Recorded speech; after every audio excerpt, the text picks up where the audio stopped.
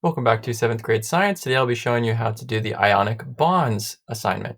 So we've already watched a video on Monday about ionic bonds, and we're going to be using a Google slide presentation and a simulator to boost our knowledge of ionic bonds and how they're represented in diagrams.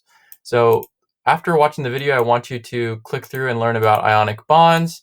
Again, the information will be here, as well as more information about ionic bonds. Then I want you to make a new science journal entry, call it Chemistry Ionic Bonds, and you can click the link below if you'd like to do it digitally as well. And then the prompts here to submit it is going to be right here. So I want you to write the definition of ionic bond, then make a Bohr model diagram for each of the following compounds: NaCl, MgO, NaF, and CaCl.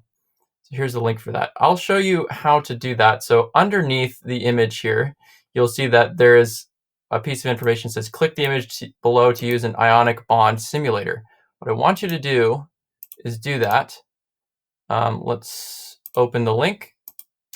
And this essentially is a Bohr model simulator for all of the molecules, compounds that I wanted you to do. It also works on touch devices. I've tested it on iOS as well. So if you have an iPhone, you can do it that way.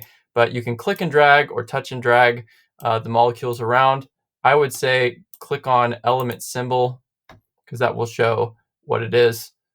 These numbers are representing the number of protons in the nucleus. But for our symbol and for our uses, what we're going to do is going to look at each one of these, which you need NaCl. Here it is as two ions, and then on a compound, it looks like this. They're not connected like a covalent bond, but they are basically right next to each other because this electron in this case is being taken by the chlorine atom, and so you would write NaCl, draw NaCl like this. If you want, and then draw something like that on your paper. NaF is the same deal. If you click and add them together, they become ions, and because they're charged oppositely, they attract each other and stay in an ionic bond. So that's NaCl, NaF, here's MgO, magnesium oxide, and calcium chloride, which is a bit more complicated, obviously, but shouldn't be that hard because you can literally copy this information and draw it into your diagram box. So these would all most likely be like this because the two negative charges will push each other away. They wouldn't be right next to each other, just like magnets won't stay close to each other. So I draw them like in a line like this if I were you.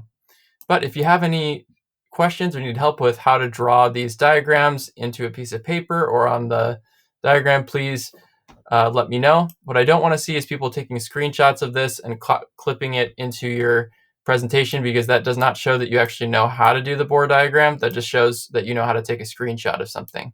So make your own diagram. There's a bunch of ways to do that, and I'm willing to help you if you need help with that. I look forward to seeing your drawings, and I will see you soon.